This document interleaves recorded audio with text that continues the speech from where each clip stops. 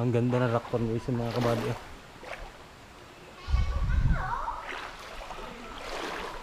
Ang lalim ng ilog dito.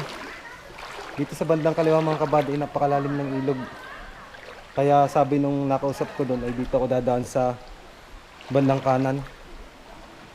Napakalalim po mga kabady ng ilog na ito at napakalamig po ng tubig. Ito po dati nakikita ko lang sa napapanood ko sa YouTube sa mga nag-vlog. Eh ngayon po ay nandito na ako sa ilog ng Tacloban. Ayan mga kabady.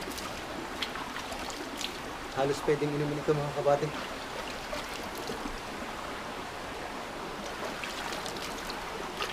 Pwedeng inumin mga kabady sa lamig ng tubig.